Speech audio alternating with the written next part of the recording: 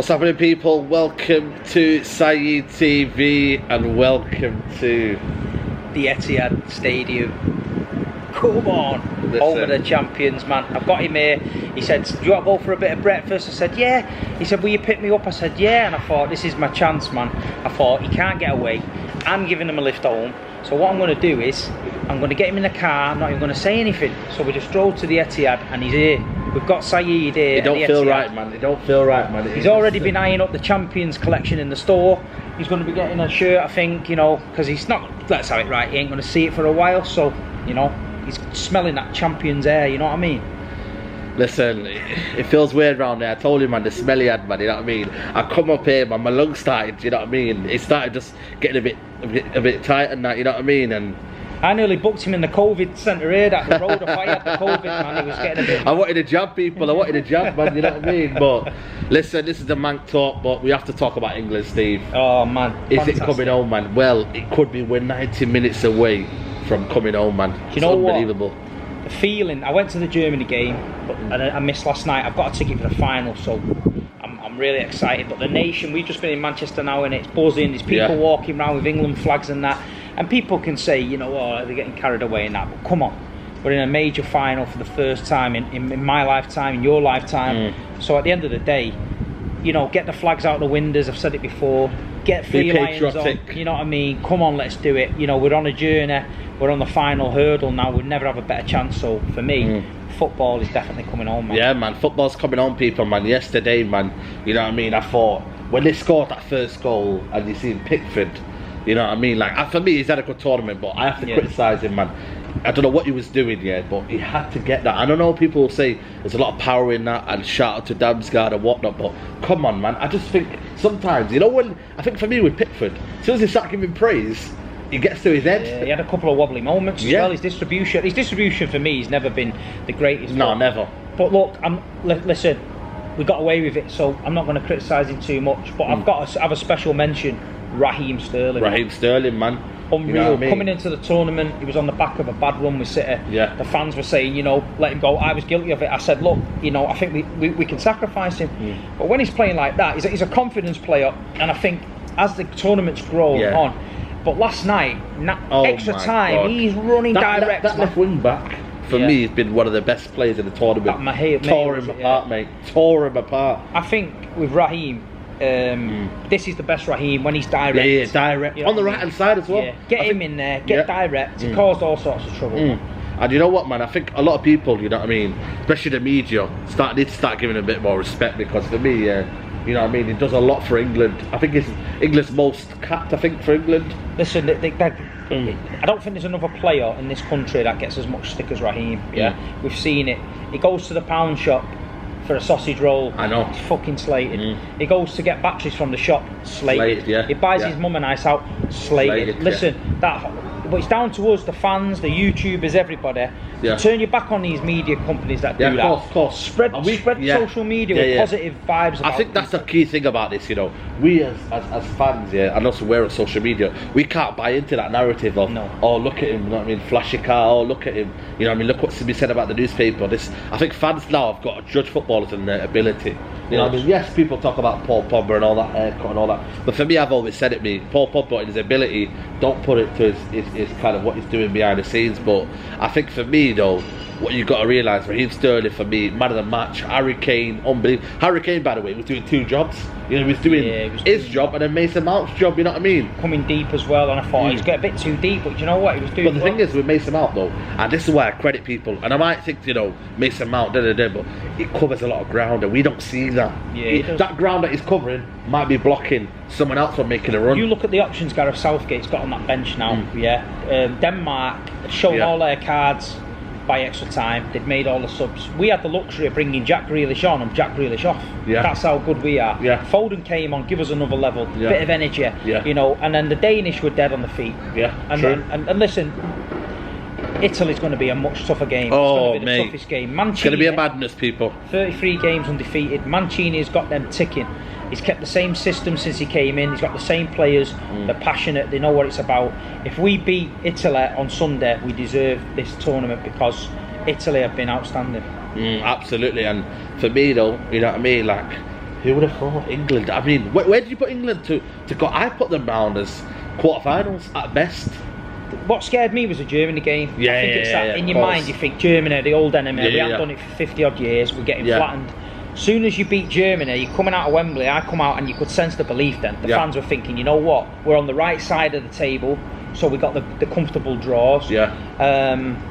And then I think you look at the Denmark game and you think, yeah, we're going to do that, surely to God. Last night was a bit edgier, but look, we're in the final, man. We're in the final, man. You know what I mean? Can't wait for it. Let it sink in, people. You know what I mean? And I feel like, you know what, man, you've got to give it to Southgate, man. Listen, a lot of people doubt him, and I think a lot of people think, you know, I'm a cause that I say Ole going to Southgate. I say, you know, this and that. It's like Ole with his substitutions, that, but you know, it took Grealish off. I mean, it took Grealish off, and he knew that, right, we put Foden in there, who for me changed the game. Him and what's he called, Henderson changed the game.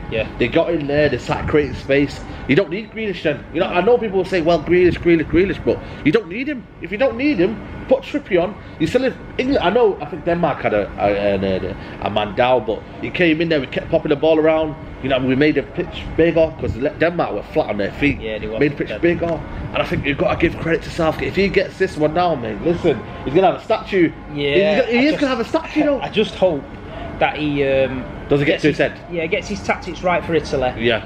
Play it cool. Them Italians are a good side. We know about that. But look, we've got the tools in the locker. He's got Grealish, he's got Foden, he's got Sancho, he's got Saka, he's got Harry Kane. Hardly played. You know what I mean? He's got Rashford for the pace. He's got that many options.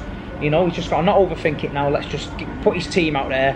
And 80,000 at Wembley is just going to be 80,000, yeah, it's full capacity. Wow, it's man. Gonna be unbelievable, man. That's going to be absolutely madness. And obviously, you've got a ticket. Yeah. You know what I mean? I can't wait. And you can't wait, man. You know what I mean? England, it's going to come home, man. And, you know what I mean? You know, 96, you know, obviously, people weren't around for 66 and whatnot. It's the first final. It's been a long time coming, Steve, man. When you realise it, man, England should never have been. This should never be England's first major tournament since 1966. With the talent we've got, the problem with us is we start bringing all these guys from other leagues. And listen, don't get me wrong, I love players like, you know, Bruno Fernandes, Paul, but they've come and changed United. But sometimes I feel like we don't pride ourselves in our talent in English. We have got talent. I think the signs have been there the last few years. I think did we win the under-18s World Cup? With Foden, we've done really well. So we've got that generation coming through now, and I think a lot of the generation with the pandemic, a lot of the players are getting chances. Like look at Chelsea, Mount and all them boys are getting chances, and I think Foden's finally got his chance at City. Sancho moved away, got his chance in Dortmund, and I think we are giving chances to the young English lads, and I think Southgate's fell on his feet with this bunch coming through now.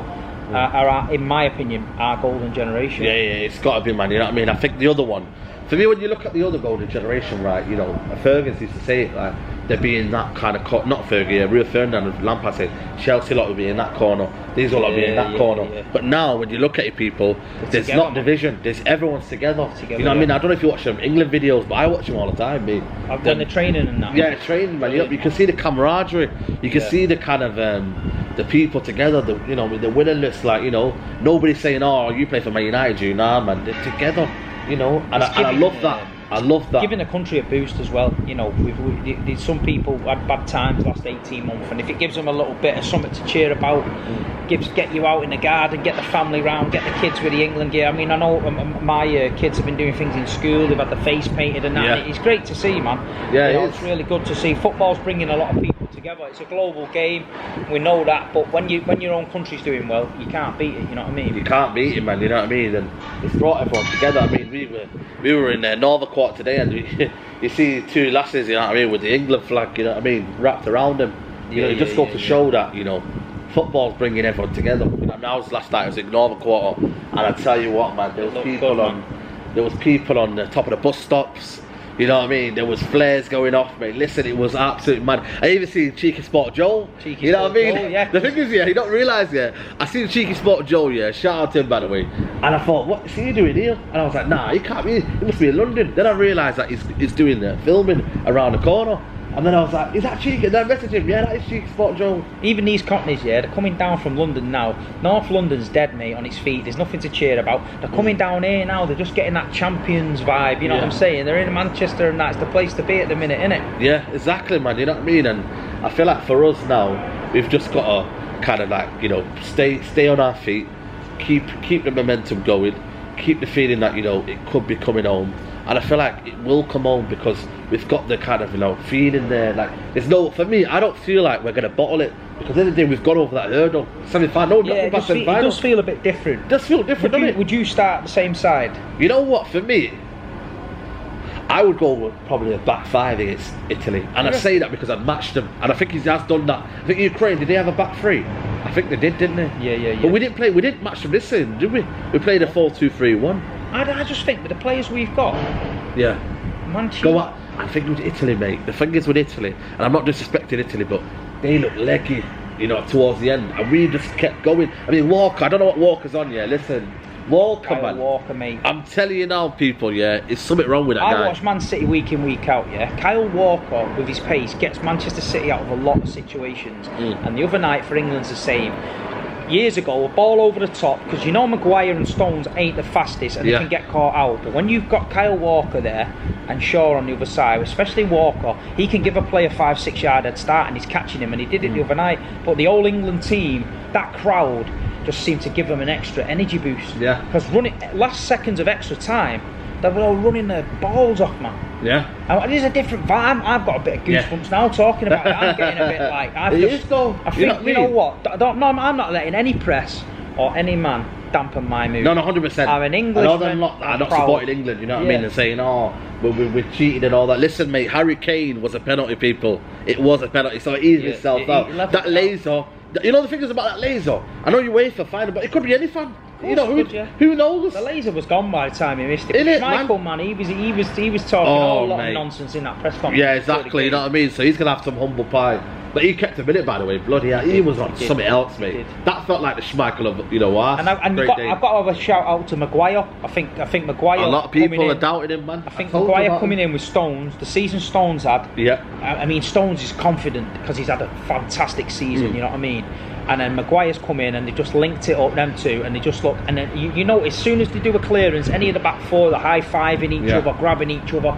And I think that unit at the back there, even with Pickford, I think it's been a solid unit, man. Yeah, 100%, you know what I mean? And I feel like, you know, Maguire now, listen, I know Maguire's qualities, and I've said it from day one, I think he's an unbelievable player.